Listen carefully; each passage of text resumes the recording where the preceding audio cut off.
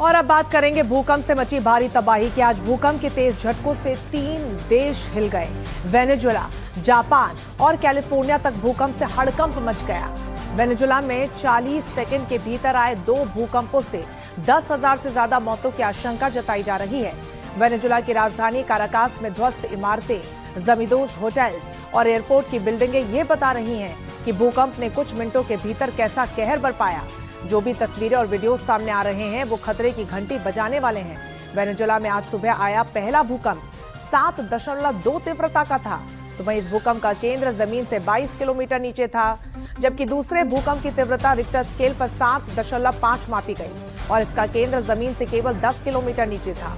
भूकंप से तबाही की हर तस्वीर आपको दिखाएंगे, साथ ही हर अपडेट आपको बताएंगे, लेकिन फिलहाल इन तस्वीरों को आप देखिए कि कैसे भूकंप के बाद वहां पर हड़कंप मच गया। ये बड़ी खबर आपको बता रहे हैं। वेनेजुएला में आए भूकंप के बाद तबाही का मंजर देखने को मिला और न सिर्फ वेनेजुएला बल्कि 3 देशों से यहां पर भूकंप से भारी तबाही देखने को मिली है, जिसमें वेनेजुएला के साथ जापान और अमेरिका भी शामिल है। वेनेजुएला में 2 बार भूकंप के झटके महसूस किए गए और दोनों बार रिक्टर स्केल पर इसकी तीव्रता 7 से भी ज्यादा मापी गई। 10,000 मौत की आशंका एक बड़ा आंकड़ा बताया जा रहा है। भूकंप के बाद आपातकाल राष्ट्रपति ने वेनेजुएला में लागू कर दिया है, इमरजेंसी लागू कर दी है। साथ ही लोगों को प्रभावित क्षेत्रों से दूर किया जा रहा है और जो तमाम लोग वहां पर फंसे हुए हैं उनको निकाला जा रहा है। फिलहाल दरकती दीवारों के बीच फंसी जिंदगियों की जद्दोजहद की तस्वीरें हम इस वक्त आपको दिखा रहे हैं कि कैसे भारी तबाही मची और एक के बाद एक वेनेजुएला में जब 2 बड़े भूकंप के झटके महसूस किए गए, बड़ी की बड़ी इमारतें आप ये देखिए कि किस तरह जमींदोज हो गई। पल भर में ताश के पत्तों की तरह सेकंड में ये पूरी इमारतें जमींदोज हो गई और भारी मलबा। हालांकि अब रेस्क्यू के लिए टीमें पहुंची हुई हैं। देर रात से लगातार रेस्क्यू ऑपरेशन यहां पर जारी है, लोगों को निकालने की कवायद जारी है, लेकिन जो सर्वे वहां पर है किया गया है उसके अनुसार 10,000 से ज्यादा लोगों की मौत का आंकड़ा हो सकता है और ये 1 लाख तक भी पहुंच सकता है, जो कि अपने आप में डराने वाला है। हालांकि चिंता इसलिए भी बड़ी है क्योंकि इस भूकंप के बाद अब सुनामी को लेकर भी अलर्ट जारी कर दिया गया है। 7.2 तीव्रता का भूकंप आया, फिर 7.5 तीव्रता का भूकंप आया और ये अलग अलग तस्वीरें आपको दिखा रहे हैं इन अलग अलग देशों की कि कैसे जापान में भूकंप के बाद एक पूरा इलाका जो है वो दहल उठा। इस बीच बड़ी खबर आपको बता रहे हैं, भूकंप के झटके जब महसूस किए गए उसके बाद जो प्रतिक्रियाएं सामने आ रही वो हम आपको बता रहे हैं। प्रधानमंत्री नरेंद्र मोदी ने ट्वीट करके दुख जताया है और कहा है कि भूकंप से जो तबाही हुई है उससे दुखद हूं, अपनों को खोने वालों के प्रति मेरी संवेदना है। प्रधानमंत्री नरेंद्र मोदी ने संवेदना व्यक्त करते हुए लिखा और साथ ही घायलों के जल्द ठीक होने की कामना भी की है।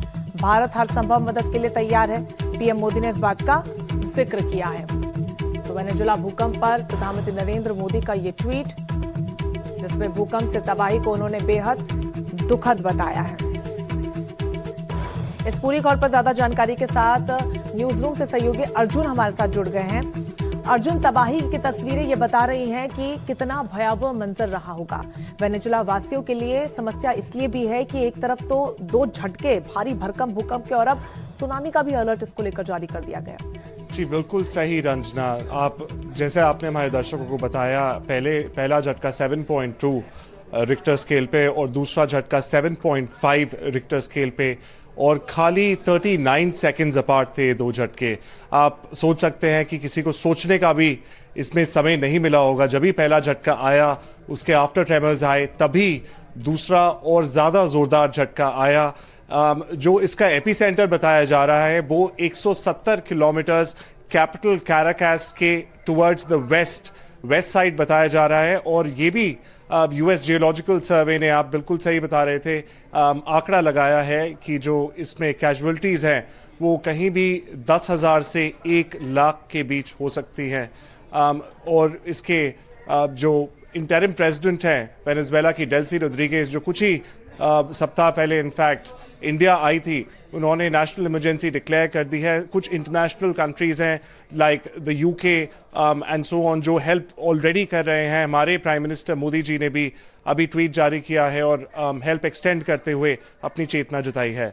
Back to you. बिल्कुल अर्जुन, और जो आंकड़ा भी एक सर्वे के अनुसार सामने आ रहा है जिसमें मौत का आंकड़ा डराने वाला है। 10,000 से अब ज्यादा मौतों की आशंका जताई गई है, जो कि 1 लाख तक भी जा सकता है और ये चिंता का विषय।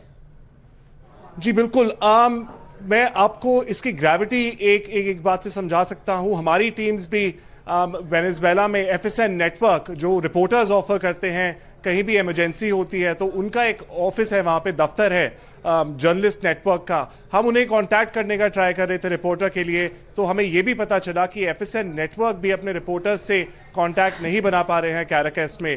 तो आप ग्रेविटी समझ सकते हैं सिचुएशन का कितना भीषण है वहाँ पे। बिल्कुल, यहाँ पर जो समस्या है वो इसलिए भी ज्यादा है क्योंकि कई लोग अपनों के लिए वहां पर खड़े हैं, परेशान हो रहे हैं, लेकिन उन्हें भी वहां से हटाया जा रहा है और अब कवायद रेस्क्यू की लगातार जारी है। बहुत शुक्रिया अर्जुन आपका तमाम जानकारी के लिए।